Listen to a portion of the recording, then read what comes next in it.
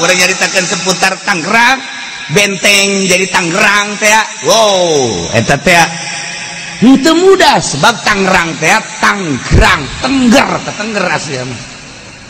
Tangerang teh Tengger tina benteng jadi Tengger. Henteu sambarangan.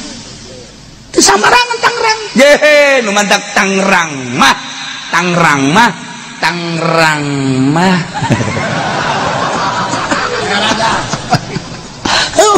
Abah dongeng huluna mah di Banten.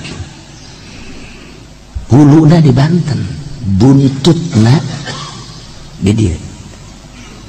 Lamun buntut ngagibeg awas. Ih, eta kolot baheula ngomong kitu di kumaha. Buntut ngagibeg, eneng mantes gupak. Ih, nu dipake kasihan buntut. Lu mantak eta budak tas gupak eneng teh nyekelan buntut teh. Dah sia teh nyanaho sih. Sok tanyakeun ka nu ngangon dicekelan kueun cek. Aduh, geus ngagibah cek keneh. Bahaya cek keneh teh. Buntut tuh dicekelan ku budak terus. Tah ngagibeg buntut awas cilaka. Tangerang asal ngagibeg awas. Jakarta acak-acakan. Jih, hulu mah hulu. Calangap doang. Calangap, tapi buntut ya bahaya. Tangerang teh buntut. Kemana sih cenah kieu cerita? Lah, aya sejarah lah eta mah. Sejarah khususna aya di kula. Sejarah khususna aya di kula. Kemudian naon gitu ngaranna sejarah anu umumna tuh aya. Sejarah khususna silsilah aya insyaallah. Mantap. Teu beunang sambarangan ge di Tangerang. Teu beunang sambarangan. Boga sejarah bentengan na benteng Kesultanan Banten. Kemudian tu Cikande eta lain sambarangan di dinya teh peralihan ilmu. Cirebon, Jawa Tengah, Jawa Timur masuk Banten awas lewat jembatan Cikande. Lamun lewat kadinya manehanana teu boga adab, dek ngadu jeung urang Banten ilmu naon bae ge moal menang. Banten dek kaluar ti Banten lewat eta sarua bae dek ngadu di Cirebon. Awas hati-hati. Eta aya nu ngageugeuh datang ka Tuhan. Lamun urang bisa nempo di alam eta masih kena rentul cara ricing di jembatan eta. Unggal poe anu ngabring ka Gunung Karang teh loba. Teu kadeulean ku mata-mata modal saraya mah kieu. Hares. Ngabring ka luhur teh. Tuh, jelema kolot menyahoan. Awas. Wah ieu ulah ka ditu ulah ka luhur. Kunaon ngarabring batur di luar negeri ti mamana tuh ka luhur gunung. Mana? Oh, kanyaho geus ulah we. Ke lamun geus tarurun deui karek urang menang ka luhur. Eta kapan ngomong kitu kolot? Ngomong kitu. Tuh, bari geus baralik. Sok siap besi di kala luhur. Ya Allah ya Rabbi. Gunung Karang teh teu sembarangan. Sebab Gunung Karang mah aya dua, hiji Gunung Putih, dua Gunung Hideung. Aya Pamujaan, Hideung. Aya Putih, tempat para wali. Salah asup sia bahaya. Gunung Karang ya, mendadak kolot baheula. Misal ulah sok ka Gunung Karang, cukup sakitu besi teu nyaho. Geus ulah sok ka Gunung Karang besi teu nyaho. Padahal aya tempat perkumpulan para ulia sadunia. Lain letik-letik Gunung Karang mah, tapi perkumpulan jurig sadunia deui bae di dinya. Ieu mah pan saya sajurig kabeh ieu mah ya. Ieu urang cerita seputar kos karar itu. Ye. Namun ayeuna Jakarta dikirim ti Gunung Karang. Hancur kan? Urang mah cicing bae deui mah. Dikirim kumaha cara ngirimna? Aing teu nyaho ka dinya mah. Ngan hadiahan bae Mbah Jamrong. Puh. Nah, kolot baheula seputar Tangerang boga sejarah. Lain lalagaan sejarah teh gede sejarahnya. Nah, ulah main-main. Engke baheula keur carita kerajaan Grendeng engke nu bakal jadi kegede-gegede di Tangerang mah bakalna urang Ciamis, urang Tasik, urang Bandung, urang Parahyangan. Engke bakal dicekel deui ku urang Tangerang. Engke gegedena bakalna aya urang Tangerang nu jawara bakal nyekel Tangerang engke di ujung. Atuh teh mah carita kolot ngaranna ge. geus jauhan ti heula ke aya Jawara nyekel Kabupaten Tangerang sebab buntut sing hade. Jawara teh lain Jawara tukang mabok. Jawara teh singkatan. Jakna naon, wakna naon, rakna naon. Lah ora-ora sih lah oge. Ya kari. Tuh kan. Jawara teh lain sakadar Jawara kumis mablang jenggot sempong lain. Tetep bahasa kulon ngaranna. Urang nyarita Kangkas, Pandeglang, Serang, Banten, Tangerang aya bahasa Jawara. Eta singkatan jakna naon, wakna naon, rakna naon. Nah, untuk saat ini tidak akan saya buka. Ieu mandek nyaritakeun hikmahna zakat.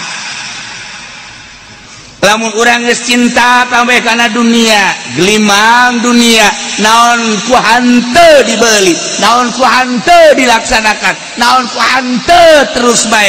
Sakumaha kayang nafsu kanter ku harta, gunung dipindahkeun, laut diuruk, awewe mana dibeli ku aing, hotel mana esan ku aing, mobil mana beli ku aing, perusahaan mana tukang bakso mah hayang bakso jeung tukang bakso na jeung karanjangna beli kabeh. Insyaallah teh si Nusugi mah kan goblok. Bakso jeung siana kabeh.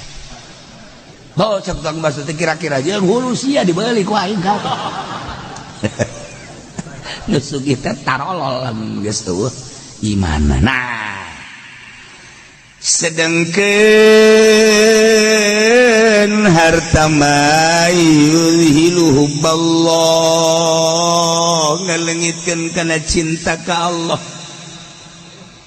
Di mana-mana jelema loba harta naik poho ka Allah. Boro-boro geus jadi pejabat luhur, jadi jenderal, jadi menteri, jadi presiden, kerja di jabatanana nu sugihna bae ge kakarak ganti dina LGE kana Fortuner bae ge tumpang kakina dua hese kan dua ada hese tumpang kaki dua lempang kelek sakumaha bisulan tak kakarak naik ka Fortuner doang budak lamun nyana geus meuli Lexus kalangkangna ge geus teu meunang kalengkahan. Kalangkangna di lengkahan kampining sapoe. Amun kalangkang aing di lengkahan goblok sia. Sugih yuzhiluhullah. Galeungitkeun kana cinta ka Allah. Keur susah mah Jumat teh jam 11 jam 10 geus datang barang sugih pas adzan bae. Deureus tambah salat kan. Gabla dieuna tambah deui harta teh Jumat. Mun ditanyakeun Haji Jumat di mana? Tanya-tanya teh siapa urusan goblok meureunana. Geus teu bisa ditanya ku urang teh. Ibadah ka Allah make jeung nanya-nanya urusan aing tah mah. Oh, Maji. Maji ku dibawa ka pamajikan sama tolong ini 10 11 atuh kumaha aing bae. Ye, atuh aing lain loba teuing atuh 4 ulah sedang ka 7 bae. Aing kana neraka, aing nu meuli aing nu kana neraka kumaha aing bae. Saekeun sungut sia ku aing sia. Nu sugih mah sacablakna ngomong. Sugih yuzhiluhu ballah. Pohoan poho sedengkeun kebahagiaan teh aya 3 hiji saadatur ruh, 2 saadatul badan, 3 saadatul kharij. Hiji kebahagiaan ruh, nomor kedua kebahagiaan badan, nomor katilu kebahagiaan luar roh jeung badan. Kebahagiaan roh di mana-mana diajak iman. Hei, iman atuh gerakan bogana. Saha Allah allazi khalaqas samawati wal ardi wa ja'ala zulmati wan nur. Roh bagianana oh heuhnya luluh roh teh taku iman. Bahagia bakal. Kebahagiaan badan di akhirat teh kebahagiaan di akhirat. Nah ieu teh badan. Kumaha? Salat atuh aya geus iman mah mulai ta coba babacaanna kumaha praktekna kumaha kan awak babacaanna kumaha Allahu akbar terus Allah akbar kabir belajar tanyana teh baca Fatihah surat terus atau takbir terus ruku sujud awak kan itu dibawa kebahagiaan akhirat. Roh iman ke Allah, awak diajak sholat puasa bahagia. Nu katilu kharij teh luareun awak jeung luareun ruh naon mal harta.